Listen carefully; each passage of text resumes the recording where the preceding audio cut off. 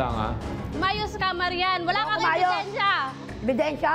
Hindi pa Para ako masagat lagi yun, ang ginawa mo? pinagbibintangan mo. Marian, Alam mo, nahuli mo ba sa akto si Judith? Kung yung Talaga, nanggaling sa tindahan ko, wala na akong iba.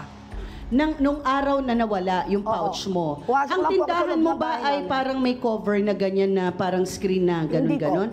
Ano, bukas lang? Opo. Saan nakalagay yung pouch Sa mo? bigasan po. Pumasok lang po ako sandali sa bahay ko ng 2 minuto na wala ng pouch bag. Wala na rin siya. Totoo ba ito, Ate Judith? Wala ka bang Wala pong CCTV? iba. Wala po. Wala pong ibang Totoo pumaroon. bang walang ibang tao doon? Mayroon po ako nakita na lumabas. Yung lalaki niya po. Oh? Lalaki? Yung Ang binibintang ganda niya sa ko. akin. No, lalaki. Kapal. Oy, Marian. Huwag kang magbintang sa akin. Ikaw, pinagbibintang Hindi, ikaw. ako. Pero, Ka rin. Ang hilig mo magbintang, pero ang lalaki mo, sa akin mo ibinibintang. Lalaki mo. Ay! Ang kapal ng testlak mo. Mas makapal yung Okay, sa'yo. wala bang pwedeng pagbintang ang iba? Ano itong sinasabi ngayon ni Judith na meron siyang, may isa pang kasama doon? Ito Wala po, gawa-gawa ano niya itong lang lalaki yun. mo? Gawa-gawa niya lang yun kasi pinagbibintangan ko siya. Huwag mo Okay. akong pagbintangan dahil ikaw ang pinagbibintangan ko.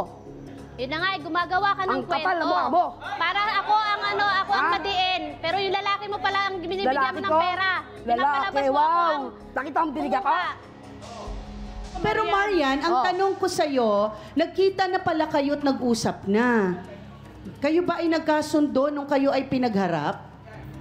Siya po ayaw niya makipagkasundo sa akin. Ano ba ang kasunduan na dapat?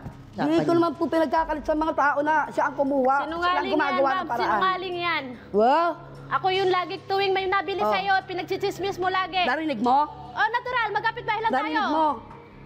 Nalalaman daw lahat kasi. Oh, ano paano ba ang malaman? laman ng pouch na nawala? 5,000 po. Okay.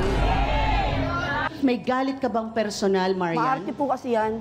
Paanong maarte? Kasi Alam mo, ano? nagtatrabaho siya, OFW siya eh. Oh. Ngayon, nag-a-apply siya, nahihirapan siya, yung mga anak na apektuhan Hindi dahil... po totoo yan na nag-a-apply. Apply.